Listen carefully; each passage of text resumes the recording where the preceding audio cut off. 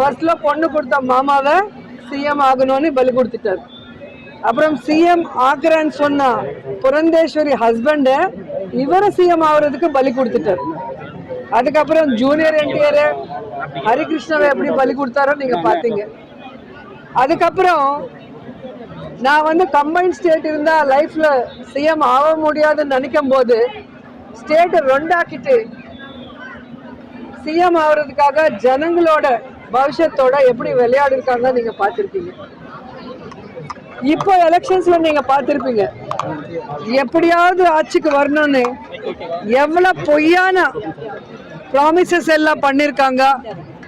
இவிஎம்ல எவ்வளவு மேனேஜ்மெண்ட் பண்ணிட்டு எப்படி வந்தாரோ எல்லாருக்கும் தெரியும். ஆனா ஆட்சிக்கு வந்தா இந்த 100 நாள்ல அவர் ப்ராமிஸ் பண்ண எதுவுமே ஜனங்களுக்கு பண்ண முடியல. ஃப்ளட்ஸ் வந்திருக்கு, ஜனங்களுக்கு தண்ணி கொடுக்க முடியல, சின்ன குழந்தைங்களுக்கு பால் கூட கொடுக்க முடியாத வக்கில்லாத இந்த கவர்மெண்ட். ஜனங்க எங்க போராட்டம் செய்யறது எல்லாருக்கும் தெரியுமோ, அது டைவர்ட் பண்ணும். ஸ்டீல் பிளான்ட் பிரைவேட் பண்றாங்க, அது எல்லா லட்சக்கணக்கான அங்க ஒர்க் பண்றவங்க ஃபைட் பண்ணிட்டு இருக்காங்க. அது ஜனங்களுக்கு தெரியக்கூடாது. இந்த மாதிரி நிறைய தப்பு பண்ற சந்திரபாபு நாயுடு அந்த தப்பெல்லாம் ஜனங்களுக்கு தெரியாம டைவர்ட் பண்றதுக்கு டைவர்ட் பாலிடிக்ஸ் தான் இந்த லட்டு விஷயம் கொண்டு வந்திருக்காரு. ஏன்னா உண்மையிலே கடவுள் மேல பக்தி பயம் இருந்தா இந்த மாதிரி ஒரு தப்பு நடந்ததுன்னா சிஎம்மா இருக்கிறவங்க டிப்யூட்டி சிஎம்மா இருக்கிறவங்க என்ன செய்யணும், அது மேல என்கொயரி பண்ணணும். என்கொயரி பண்ணிட்டு தப்பு பண்ணவங்கள தண்டிக்கணும். அப்படி இல்லாம அவங்களோட என்டிஏ கூட்டணி மீட்டிங் நடக்கும் போது இந்த மாதிரி ஒரு தப்பு நடந்தது, இந்த மாதிரி அனிமல் ஃபேட் இதுல மிக்ஸ் ஆயிருக்குன்னு சொல்லி அவர் பேசுனது, அந்த பேசல பொய்ய உண்மையாக்குறதுக்காக அவர் ஒரு ரிப்போர்ட் கொண்டு வந்திருக்காரு. நீங்க பேசுனது இந்த ரிப்போர்ட்ல டேட்டோட வெளியே வந்துருச்சு.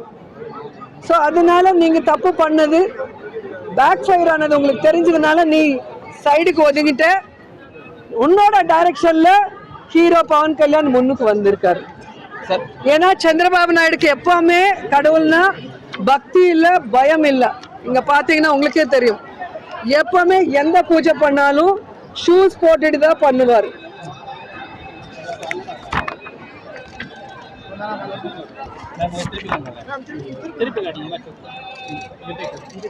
எந்த பூஜை பண்ணாலும் ஷூஸ் போட்டுட்டு தான் பண்ணுவார்.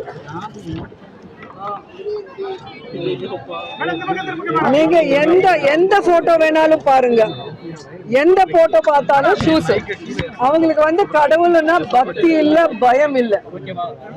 சோ ஒரு வாட்டி உங்களுக்கே தெரியும், வெய்யக்கால மண்டபம் திருமலையில அவர் டெஸ்ட்ராய் பண்ணதுனால அதே திருமலையில பாம் பிளாஸ்ட் ஆயிருக்கு.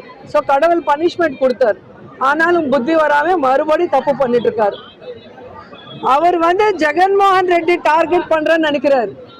ஆனா இன்னைக்கு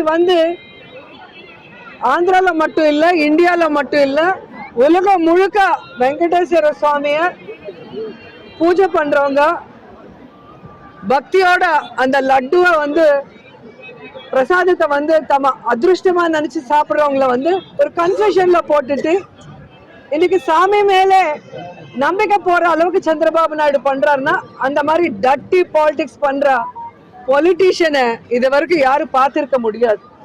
இன்னைக்கு மறுபடியும் நான் கிளியரா சொல்றேன், அவங்க சொல்ற ஒவ்வொன்றுமே பொய்யா பேசுறாங்க.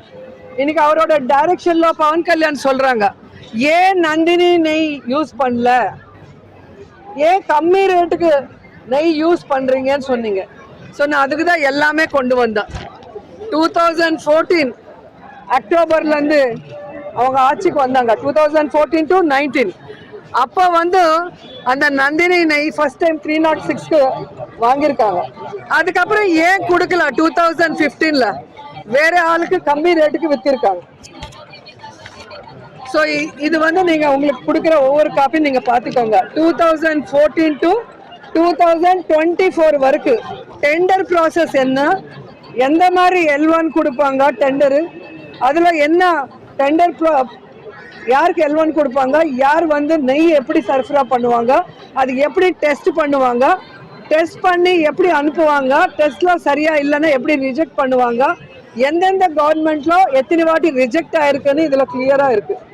ஸோ ரிஜெக்ட் ஆனது ஜூலை 23 ஒரு ஈஓ சொன்னதுக்கு அப்புறம் 2 monthsக்கு அப்புறம் செப்டம்பர்ல தெலுங்கு தேசம் ஆபீஸ்ல இருந்து ஒரு ஃபேக், ஒரு பொய்யான ஒரு ரிப்போர்ட் வந்து வச்சு இதுல அனிமல் ஃபேட் மிக்ஸ் ஆயிருக்குன்னு சொல்ல வச்சாங்க. சனாதன தர்மம்காக நாங்க ஃபைட் பண்றோம்னு சொல்றவங்க சாமியை கும்பிடுறதில்ல, சாமியை நம்புறதில்ல. அவங்க பண்ற வேலைகளை பார்த்தாலே உங்களுக்கு தெரியும். பவன் கல்யாணோட அப்பா வந்து அவங்க பாட்டி விளக்கு ஏத்துனா அவங்க அப்பா அந்த விளக்குல சாமிக்கு ஏத்துனா விளக்குல சிகரெட் குடிப்பாருன்னு பவன் கல்யாண் ஒரு இன்டர்வியூல சொல்லியிருக்காங்க. அவங்க பிரதர் அண்ணா நாகபாபு கடவுளே இல்லை, இதெல்லாம் ட்ராஷ், கடவுள் ஒரு பத்தி கேவலமா பேசியிருக்காங்க. அவரோட ட்வீட்டு பார்க்கலாம், அவரோட வீடியோ நீங்க அடிச்சாலும் யூடியூப்ல கிடைக்கும். இதே பவன் கல்யாண் என் பொண்டாட்டி கிறிஸ்டியன், என் பசங்க பாப்டிசம் எடுத்திருக்காங்க, நான் கூட எடுத்திருக்குன்னு சொல்லிட்டு அவர் சொல்லியிருக்காரு. இப்போ சனாதன தர்மம்னு சொல்லி நாங்க ஏதோ தர்மத்தை வந்து ராங்கா பண்றோம், அவங்க கரெக்டா பண்ற மாதிரி பேசுறது எங்களுக்கு ஒன்றும் புரியல.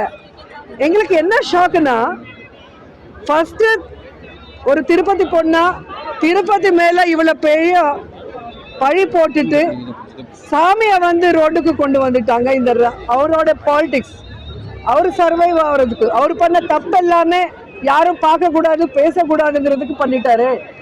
இப்போ ஜனங்க வந்து திருமலை வந்தா லட்டு வாங்கலாமா வேண்டாமா, இந்த லட்டுல கலந்திருக்கா கலக்கலையா ஒரு கன்ஃபியூஷன்ல இருக்காரு. நார்த் இந்தியன்ஸ், சவுத் இந்தியால கர்நாடகா, தமிழ்நாடு, இவங்க எல்லாம். ஆந்திரால யாரும் நம்ப போறது கிடையாது, தெலங்கானால யாரும் நம்ப மாட்டாங்க சந்திரபாபு நாயுடு. ஏன்னா அவரோட டட்டி பாலிடிக்ஸ் கம்பைன் ஸ்டேட்ல பார்த்துருக்காங்க, டிவைட் ஆன ஸ்டேட்ல கூட பார்த்துருக்காங்க. ஸோ இன்னைக்கு வந்து நாங்க கிளியர் கட்டா சந்திரபாபு நாயுடுக்கு பவன் கல்யாணுக்கு சம்பந்தம் இல்லாம வெளியே ஸ்டேட்ல இருந்து எங்க ஸ்டேட்டுக்கு வந்து டிராமா ஆடுற பிஜேபி சின்ன சின்ன லீடர்ஸ் யாரோ இருக்காங்களோ அவங்க. ஏன்னா மோடி சாருக்கு தெரியுமா இல்லைன்னு எங்களுக்கு தெரியல. ஸோ இவங்க எல்லாருக்கும் நாங்க சொல்றது ஒண்ணுதான், உண்மையிலே தப்பு நடந்திருந்தா நாங்களே கேட்கிறோம், சிபிஐ என்கொயரி போடுங்க, சுப்ரீம் கோர்ட் ஜட்ஜு அதுக்கு பரிவேட்சணை பண்ணும். ஏன்னா அவரோட இதுல தான் நடக்கணும். சுப்ரீம் கோர்ட்ல பில் இருக்கு, விசாரணை பண்ணுங்க, தப்பு பண்றவங்கள தண்டிங்க. அதுல கலந்திருந்தா அதுக்கு யாரு அவங்கள தண்டிக்கணும், அது இல்லாம பொய் சொல்லியிருந்தா பொய் சொன்னவங்கள தண்டிக்கணும். இதுதான் நாங்க கேட்கிறோம். ஸோ இது வந்து கிளியர் கட்டா எல்லாருக்கும் தெரியற மாதிரி பிரஸ் தான் பண்ணணும். ஏன்னா இது வந்து இனியோட முடியாது.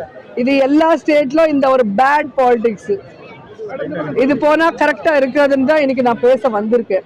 ஸோ இன்னைக்கு எல்லா கோயில்ல நாங்க எல்லா கடவுளை வேண்டிக்கிறோம், இந்த சந்திரபாபு நாயுடு நல்ல புத்தி கொடுங்க, அவரால் முடிஞ்சா நல்ல வேலை செய்ய சொல்லுங்க, இல்லைன்னா வீட்டில் போய் படுக்க சொல்லுங்க ரிசைன் பண்ணிட்டு. இந்த மாதிரி ஜனங்களையும் ஏமாத்திட்டு, ஃபேமிலி மெம்பர்ஸையும் ஏமாத்திட்டு, ஸ்டேட்டும் ஏமாத்திட்டு, ஃபைனலா கடவுள் மேல கூட கை வைக்கணும்னு நினைக்கும் போது அவங்களுக்கு கடவுளே தண்டனை, பெரிய தண்டனை கொடுக்கணும். அப்பதான் இன்னொருத்தர் கடவுள் கூட விளையாட மாட்டாங்க. என்ன சொல்லியிருக்காருன்னா, இந்த இதுக்கு முழுசா வந்து திருப்பதி தேவஸ்தானம் தான் பொறுப்பு இருக்கணும், இவர் ஜெகன்மோகன் ரெட்டி எதுக்கு பொறுப்பு இல்லை சொல்லியிருக்காரு. அதான் சொல்றேன்ல, சந்திரபாபு நாயுடு டைரக்ஷன்ல அவங்க கொடுக்குற ஸ்கிரிப்ட் தான் பவன் கல்யாண் அப்பப்போ ஒரு மாதிரி பேசிட்டே இருப்பாங்க. நம்ம ஒரு படத்துல ஒரு கேரக்டர் இருக்கும், இன்னொரு படத்துல இன்னொரு கேரக்டர் இருக்கும். இந்த ஷூட்டிங் போகும்போது இந்த டைரக்டர் கொடுக்குற டயலாக் ஸ்கிரிப்ட் பேசுவோம், இங்க வந்தா இங்க வேற கெட்டப் போட்டு இங்க ஒரு ஸ்கிரிப்ட் பண்ணுவோம். அதே தான் அவர் பண்ணிட்டு இருக்காரு. அவர் பாவம், அவருக்கு எதுவுமே தெரியாது, யார் என்ன எழுதி கொடுத்தா அது பேசுவார். முழுக்க முழுக்க இது அரசியல் தான். முழுக்க சந்திரபாபு நாயுடு செல்ஃபிஷ்னஸ். இந்த 100 நாள்ல அவங்க கொடுத்த எந்த ப்ராமிஸ் ஜனங்களுக்கு செய்ய முடியல, ஸ்டேட்டை டெவலப் பண்ண முடியல. ஸ்டேட்ல நிறைய இஷ்யூஸ் நடக்குது. ஃப்ளட்ஸ் வந்து எவ்வளோ பேர் செத்து போயிட்டாங்க, எவ்வளோ பேர் கஷ்டப்படுறாங்க, யாருக்குமே எதுவுமே செய்ய முடியாம ஸ்டீல் பிளான்ட் பிரைவேட் பண்றாங்க. இந்த விஷயங்கள் எல்லாம் ஜனங்கள் பேசக்கூடாது, இது பேப்பர்ல வரக்கூடாது, பக்கத்து ஸ்டேட்டுக்கு தெரியக்கூடாதுன்னு ஒரு டைவர்ஷன் பாலிடிக்ஸ் மட்டும்தான்